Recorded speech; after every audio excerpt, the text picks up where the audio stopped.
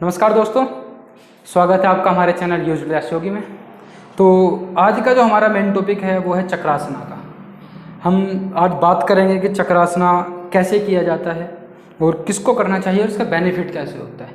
और साथ ही आज हम आपको बताएंगे कुछ ऐसी एक्सरसाइजेज जो बिगनर्स हैं उनके लिए बहुत ज़्यादा महत्वपूर्ण होगी।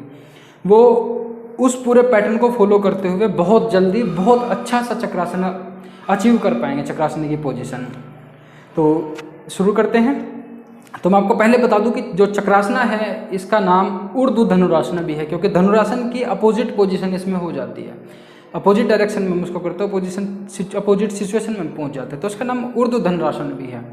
और अगर हम बात करें इसकी एनाटॉमिकली तो कैसे हो, क्या है कि जब हम करते हैं, जैसे हमने ये चक्रासन किया व्हील पोज, तो इसमें क्या हुआ कि जो हमारी बॉडी है वो एक सर्कल शेप में आ गया, एक व्हील शेप में आ जाती है, तो और एक चक्र शेप में आ जाती है। व्हील मतलब चक्र, तो उस पोजीशन को कहा जाता है चक्रासना। तो ये इसका नाम और इसका जैसे इसकी स्थिति के अकॉर्डिंग इसका नाम रखा हुआ है, तो ऐसे ही इसकी कंडीशन बनती है। तो ये छोटा सा परिचय हो गया चक्रासना का। अब बात करें कि ये कौन ना करे, तो जिसको बैक इंजरी है वो ना करे, जिसको सर दर्द रहता है बहुत ज़्यादा वो ना करे, जिसका बीपी बहुत ज़्यादा हाई रहता है, बीपी फ्लक्चुएट हो जाता है अचानक से एकदम से बढ़ जाता है, वो ना करे। किसी को हार्ट डिजीज़ है, मतलब क्या बोलते हैं उसको, क्लॉटिंग हो रखी है ब्लड में, या हार्ट फेल्योर की कंडीशन है, या कुछ भी ऐसी दिक्कत है जो रिलेटेड टू मतलब कार्डियोवास्कुलर सिस्टम की जितनी भी दिक्कतें हैं उसमें ना करें। एक किस में ना करें, अगर आप प्रेग्नेंट मतलब लेडी कोई प्रेग्नेंट है तो वो ना करें। फिर अगर किसी की बहुत ज़्यादा आईसाइट वीक है तो वो भी उसको ना करें। तो ये छोटी छोटी सी बातें थी, किस व्यक्ति को ये करना चाहिए, ये करना नहीं चाहिए। इसके इतर जो बाकी बचते हैं वो सभी लोग इस आसन को परफॉर्म कर सकते हैं। लेकिन क्या है कि ये एडवांस आसन में आता है, तो एडवांस आसन में मीन्स कि ये इतना ईजी नहीं हो पाता जितना हम समझ लेते हैं कि हम इसको ईजिली परफॉर्म कर पाएंगे। तो ये बहुत ज़्यादा ईजी नहीं होता। तो आज हम आपको बताएंगे पूरी की पूरी टेक्निक कि पहले तो विधि बताएंगे कि कैसे इसको करते हैं, और उसके बाद हम चर्चाएं करेंगे कि जो बिगनर्स हैं वो कैसे फाइनल पोजीशन को अचीव करे और कितनी लंबी ड्यूरेशन में अचीव कर सकता है उस चीज़ की। तो सबसे पहले स्थिति की बात करते हैं, इस पर सबसे पहले आसन को करते हैं। तो सबसे पहले पहली पोजीशन में क्या होगा कि आराम से बैठें और बैठ करके पीठ के बल लेट जाएं, क्योंकि प्राइमरी स्टेज में हम लेट करके ही करते हैं। तो लेट जाएंगे, इजी, कमर गर्दन सीधी रखें, आराम से लेटें। उसके बाद दोनों पैरों को उठाते हुए एक उठाएंगे क्रमशः, एक पैर और दूसरा पैर, और जितना मैक्सिमम हो सके हिप्स के पास में लेकर के आना है, अपने हिप्स के बिल्कुल नज़दीक रखना है, जितना मैक्सिमम आप नज़दीक लेकर के आ सकते हैं।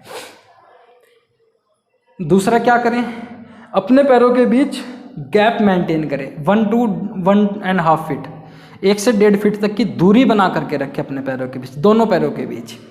तीसरा क्या करें, जो हमारे पंजे होंगे उस पंजों को एक करेक्ट सिचुएशन में रखें। बिल्कुल ऐसा ना हो कि हम ऐसे रखें या ऐसे रखें, नहीं, बिल्कुल फ्लैट फिट, मतलब फिट को बिल्कुल ज़मीन पे रखना है। जो 3 बॉल्स होते हैं पैरों के, नंबर 1, नंबर 2 एंड 3, तो उन तीनों को ज़मीन पे रखना है, जिससे कि इक्वल बैलेंस या इक्वल वेट हमारा डिस्ट्रीब्यूट हो सके तीनों चीज़ों के ऊपर।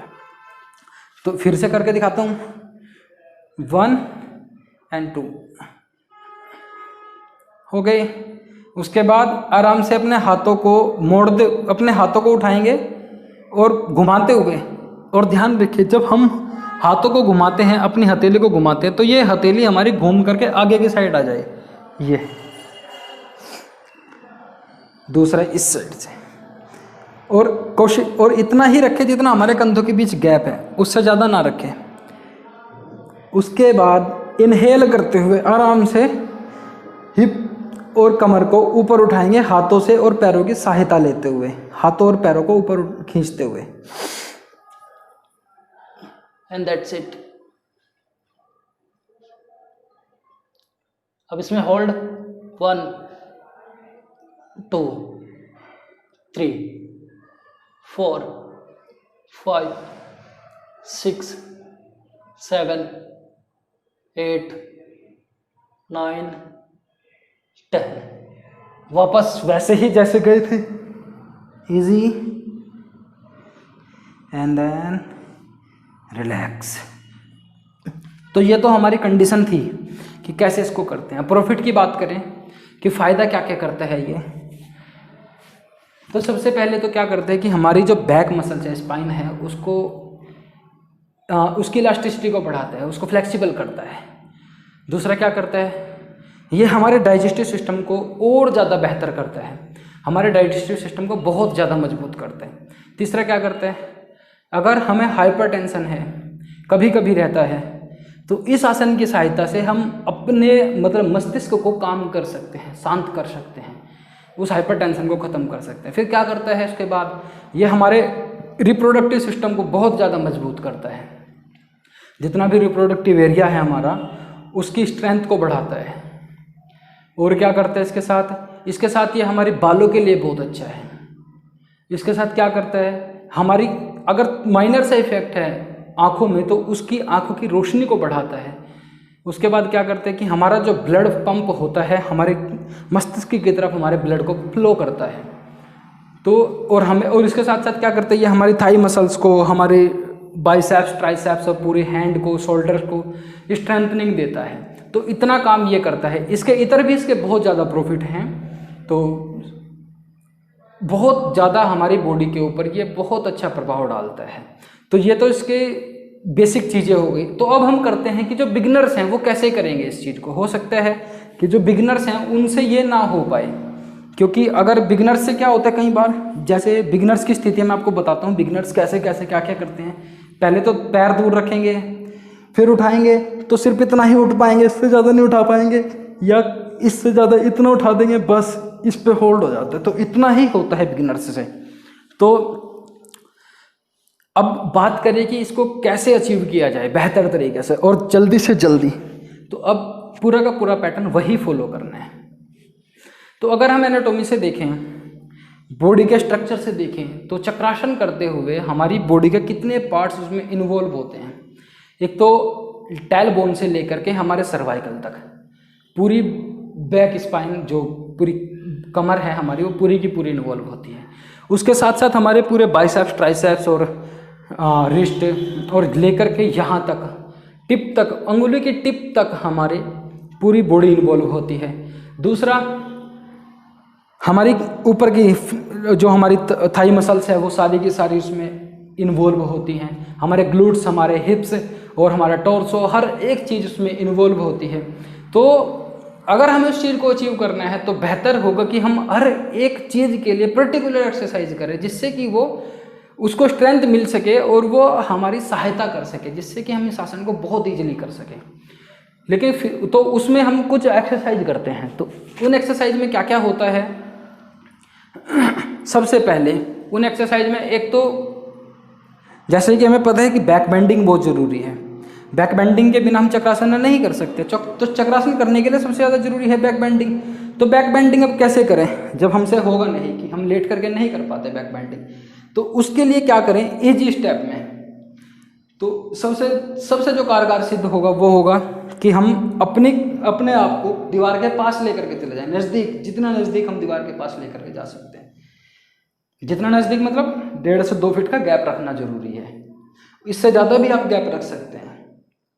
तो क्या करें, इजिली बैंड और होल्ड करें बॉडी को यहाँ, ऐसे जितना आप कर सकते हैं। उसके बाद पैरों को आगे ले जाते रहें और हाथों को नीचे, एंड होल्ड।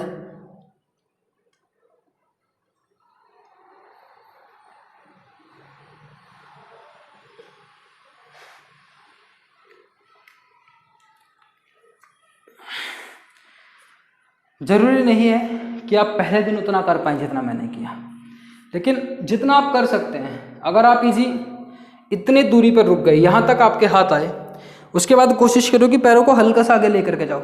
डिसबैलेंस हो रहे हैं तो वहीं रुक जाओ, उससे आगे नहीं बढ़ना, क्योंकि डिसबैलेंस होने पे क्या होगा कि आप नीचे गिर सकते हैं। तो अगर नीचे गिर गए तो आपकी बैक में इंजरी हो जाएगी, हो सकता है कि आपका सर ज़मीन पे लग जाए और कोई वहाँ से कोई वेन ऐसी दब जाए कि जिसकी वजह से पूरा का पूरा करियर चौपट हो जाए। तो उससे बचने के लिए minimum, not maximum, first day minimum जितना आप कर सकते हैं मिनिमम करना है, मैक्सिमम तक नहीं पहुंचना है। मैक्सिमम तक धीरे धीरे धीरे धीरे प्रयत्न करते हुए पहुंचना है, क्योंकि स्थिरता का ही खेल है। जितना आप ठहर पाओगे उतना ही ज़्यादा फ्लेक्सिबिलिटी बढ़ती रहेगी। तो नंबर 1 एक्सरसाइज। नंबर 2, क्योंकि ये तो हमारी पीछे से ट्राइसेप्स के लिए हो गई, अब फ्रंट के लिए करते हैं। और इसमें क्या था कि हमारी बैक जितनी भी थी, बैक मसल्स थी हमारी, वो सारी की सारी फ्लेक्सिबल हुई। दूसरा, हाथों को यहाँ होल्ड करेंगे थोड़ा सा ऊपर एंड देन बेंड।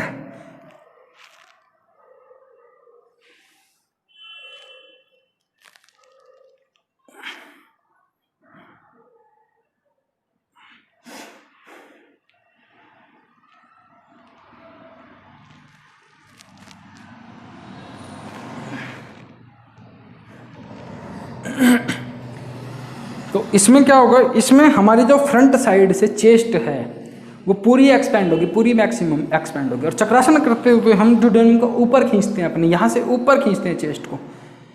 तो इसमें ये पूरी की पूरी कंडीशनिंग हो गई हमारी। तो पहले एक्सरसाइज बैक बेंडिंग, सेकंड ये, तो ये दोनों करनी है।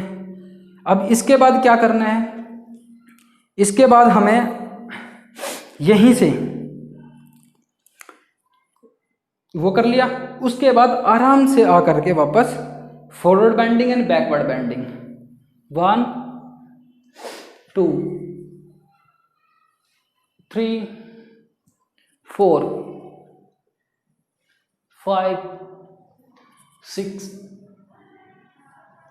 7 8 9 10 11। तो 20 30 40 टाइम्स मैक्सिमम जितना आप कर सकते हो। पहले स्पीडली करना है, हल्का सा, जिस तरह मैं कर रहा था अभी उतनी ही स्पीड से करना है, ज़्यादा स्पीड से नहीं। एंड देन उसके बाद इस कंडीशन में होल्ड करना है 1 5 काउंट्स 2 3 4 5 एंड देन बैक 1 2 3 4 5। उसके बाद जब इसमें ठहरना इजी हो जाए हमारे लिए, हम इसको इजी रूप से कर सकें, उसके बाद फिर क्या करना है, उसके बाद हमें अभी जो हाथ रखे हुए थे हमने ऐसे, वो इसलिए रखे हुए थे कि हमारा बैलेंस बन सके। क्योंकि कई बार जब हम बैक बेंडिंग अचानक से करते हैं तो चक्कर आ सकता है हमें, जो ब्लड का हमारा फ्लो होता है उसका कनेक्शन कट जाता है थोड़ी देर के लिए, कुछ क्षणों के लिए, तो उससे ब्लैकआउट हो सकता है, पूरी की पूरी खोपड़ी बनना सकती है और हम ऐसे जैसे अंधेरा हो हमारे आंखों के सामने ऐसा फैल सकता है।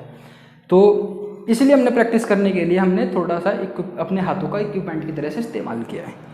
उसके बाद जब इतना हो जाए उसके बाद क्या करें, उसके बाद फिर हाथों को सामने रखते हुए ये and then bend backward।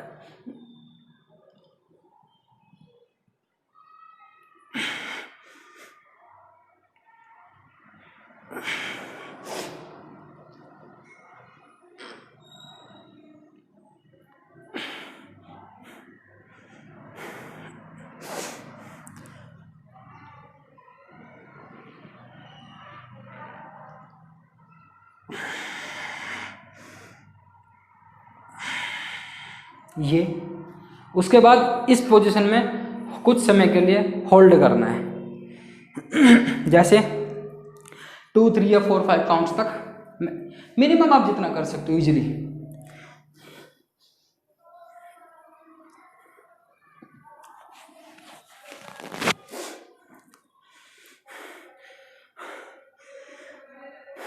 One 2 3 4 5 and then backward.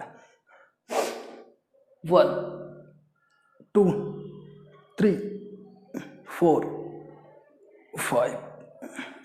Relax. तो ये पोजीशन आपको करनी है, कंटिन्यू।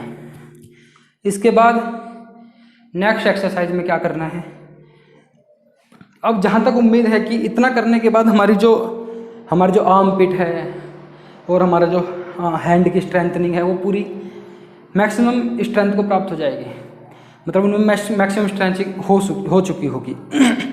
तो अब करेंगे क्या, इतना करने के बाद क्या होगा कि हमारे हाथ मजबूत हो जाएंगे और कंडीशनिंग हो जाएगी उनकी। तो उसके बाद इजी, तो इजी में क्या करेंगे, अब चक्रासना करना है हमें इजली, और चक्रासना करने के बाद हमें बॉडी को मूवमेंट देना है। तो कैसे करेंगे, हम जितना मिनिमम हम चक्रासना कर सकते हैं, जितना चक्रासन हम कर सकते हैं उतना चक्रासन करना है। जैसे इतना करें एंड होल्ड,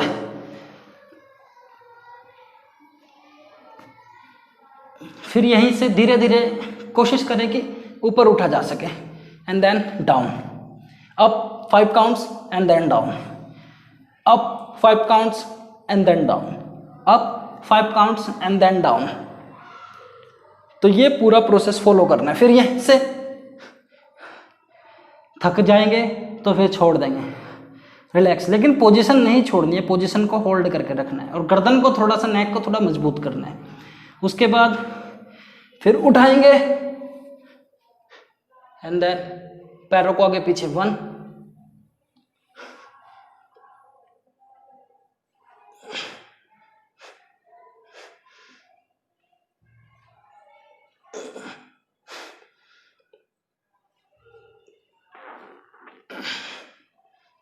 उसके बाद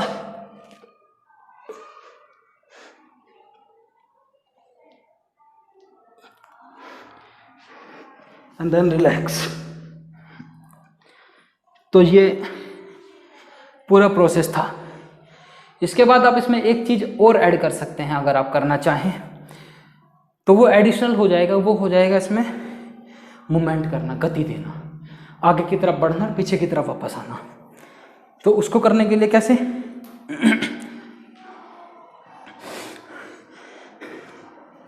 तो जैसे हमने चक्रासन किया और उसके बाद हम आगे बढ़े 1 2 3 4, फिर वहां से वापस 1